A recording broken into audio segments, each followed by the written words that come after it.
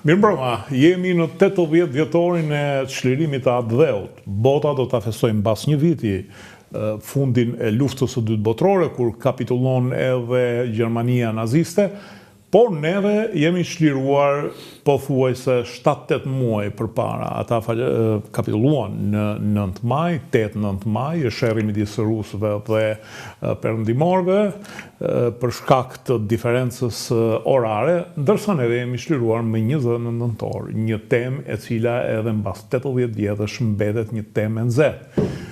Jemi një popull i cili është çliruar me forcat e veta, dikush që do ta ul këtë luftë thotë që gjermanët ishin në tërheqje, si ishte nevoja, madje nuk kemi luftuar për këtë punë, ndërsa ka një numër, është numri të vrarëve, janë varrezat e dëshmorëve, të cilët natyrisht nuk kanë vdekur duke thyer këmbën, por kanë vdekur në luftime. Janë dëshmitë e anglezëve, të cilët thonë për betejat që kanë bërë partizanët, janë dëshmitë vetë gjeneralëve gjermanë që tregojnë për betejat që kanë bërë me brigadat partizane. Janë varret e partizanëve shqiptarë që shkuan në ndihmë të popujve të ish Jugosllavisë deri në Vishegrad, në Bosnjën e sotme. Janë numrat të cilat i njeh bota, po të hish në Wikipedia gjen që numri shqiptarëve të vrarë është 28.000. Janë italianë të vrarë këtu në përplasje me forcat partizane, siç janë italianë të vrarë në krah të forcave partizane. Ne kemi një epope të jashtëzakonshme që pak përmendet, është epopeja e strehimit të 20.000 ushtarëve italianë, 20.000 ushtarë italianë të cilët një pjesë e tyre u bashkuan me shqiptarët në luftë kundër nazistëve, por që në Greqi u masakruan. Është filmi famshëm i Hollywoodit ku luan Nicolas Cage, mandolina e Kapitan Korelit. U masakruan në ish Jugosllavinë, neve jo, i strehuam. Ata që donin të luftonin, i morëm në radhët tona. 1500 partizan italianë i kemi nisur të veshur me uniforma, me armatim, në mënyrë kalorsiake në portin e Durrësit, për të ikur në Itali, ku pastaj nuk u trajtuan me të njëjtën kalorsi dhe me të njëjtën shpirt të madh siç i trajtuam neve. Por janë 20.000 pa 1.500 italianë, të cilët ndëjtën një vit në shtëpitë e shqiptarëve, nën kërcënimin e ekzekutimit, në qoftë se gjendeshin në shtëpitë e shqiptarëve nga forcat gjermane, do ekzekutoheshin të strehuarit dhe strehuesit. Për të folur për një histori e cila është një ndër rastet e ralla kur një popull i vogël lufton kundër një pushtuesi. Është nga ato raste të cilat duhet të na bëjnë krenar. Unë kam sot të ftuar profesor Plumë Gjufin. Profesor, mirëmbrëma miq Sardha. Mirëmbrëma ju. Profesor, 28.000 të vrarë, spekulohet shpesh, thuhet ku i kemi 28.000 dëshmorë, në varrezat e dëshmorëve herë kemi 200, herë kemi 500, po nuk janë 28.000. Në fakt, kemi 28.000 të vrarë neva? 28.000 të vrarë janë dhe mund të jenë dhe më tepër. Mos harrojmë që luftë ka qenë, ka shumë personat humbur, po këta 28.000 janë kryesisht janë partizan të organizuar në njësitet partizane, nga më të voglat, nga qetat e deri në divizionet e Korp Armatat. Në fund të luftës ne kishim Korp Armata. Janë gjithashtu përveç këtyre ka edhe pjesëtar të qetave territoriale, që ishin pjesë integrale e ushtrisë nacional qërimtare, mos të harrojmë. Natyrisht ka pastaj, mos harrojmë, edhe ata që e filluan, që dhanë alarmin të parët, që janë antarët të njësiteve guerile, të cilët galvanizuan rinin shqiptare të qyteteve fillimisht, dhe pasaj të gjithë rininë e të gjithë trevave të Shqipërisë, të qyteteve dhe të fshatarëve. Pra, janë të gjithë ata të cilët nuk zgjodhen jo kolaboracionizmin, nuk zgjodhen edhe indiferentizmin, se pati dhe shumë që nuk u përzihen, po zgjodhen të bën shpatullat një detyre atletare, një sfidë të jashtëzakonshme, siç që ajo e luftës dytë botërore, e cila u bë nën emblemën dhe nën moton që evulosi kush? Churchilli. Churchilli në vitin 1941, në 22 qershor, kur ka një ditë masi u sulmua Bashkimi Sovjetik, ka mbajt një fjalim në dhomën e komuneve që është nga ato fjalimet e ralla, të cilat përmenden gjithmonë edhe si për oratorin, por edhe për përmbajtjen dramatike.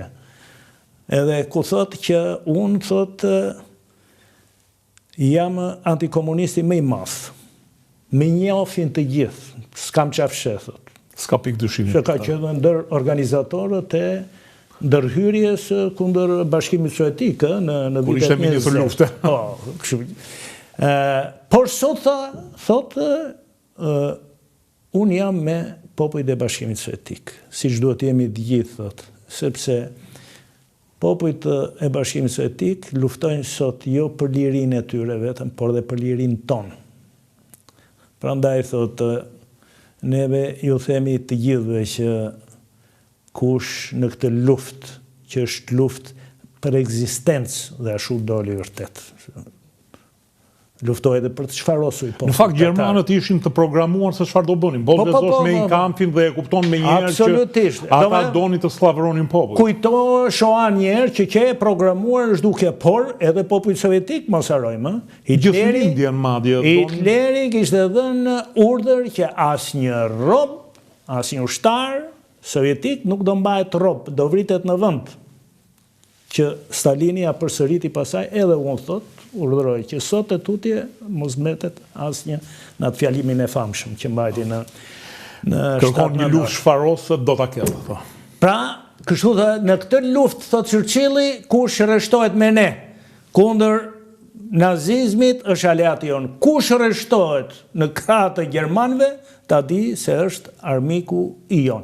Dhe kjo e ka ndjekur, si thua, kjo emblem, kjo moto e ka ndjekur dhe qëndrimin që mbajten aleatët e mëdhenj, sovjetikët, amerikanët, britanikët, ndaj popujve që u pushtuan nga nazizmi. Dhe ky është dhe qëndrimi që është mbajtur këtu, në territorin tonë, dhe është fati i madh, ju e zut në gojë shumë mirë, që janë zbuluar dokumentat pa fund nga arkivat britanike dhe amerikane që janë shumë të rëndësishëm, pasaj natyrisht edhe nga arkivat italiane edhe gjermane, të cilat, po themi në kohën tonë, kur mësoni për luftën e dytë botërore, sigurisht edhe në një libër të huaj që përkthej kryesisht në një autor sovjetik, por dhe librat që bënin historianët tanë, të cilët nuk e kishin këtë mundësi, s'kishin këtë bazë dokumentare që ka një historian sot, dhe prandaj është turp sot, që të shtëmërohet historia e luftës. Domethënë, një historian duhet të vëj faqen kur flet, apo jo, kur interpretojnë një ngjarje të madhe, kaq të madhe sa është kjo. Nëse ti fsheh në 10 dokumenta, merr vetëm një dhe interpreton siç ke qefti, ato të tjerat i fsheh, makar dhe i gris, se ka ndodhur dhe kjo në arkivat tona. Unë kam gjetur dokumenta që para 40 vjetësh i gjeja, tani nuk i gjen. Edhe kjo është bërë, atëherë ti do turpërohesh, një ditë se do dale e tjetri, do thotë mërna, ku bazohesh që i thua këto gjëra. Po dalin që i thonë dhe për fat të mirë të tyre nuk janë historian, shumica e këtyre, paraqiten janë qeflit e historisë. Janë qeflit e historisë, po, kjo është. Po, profesor, e vërteta është që mbas viteve 90 ka një lloj riaktivizimi të fuqive humbse të luftës dytë botërore, duke financuar OJF të ndryshme për të nxjerrë që forcat luftuese fatkeqësisht duan të nxjerrin komunizmin, meqense komunistët e humbën luftën në paqe, e humbi ekonomia në fakt, duan të nxjerrin që gjithçka ishte keqe, pavarësisht dhe duke bërë pis në këtë mënyrë edhe luftën e një populli të tërë, duke nxjerr ata që ishin aleatë të tyre, të cilët nëse do fitonin fuqitë e boshtit, këta do ishin masakruesit e popujve të tyre, do ishin siç ishin batalionet e Ukrainës, le të themi batalionet naziste të Ukrainës ose batalionet naziste të Hungarisë, të cilët ishin më të keq se vetë nazistët në atë shërbimin e tyre që u bënin pushtuesit.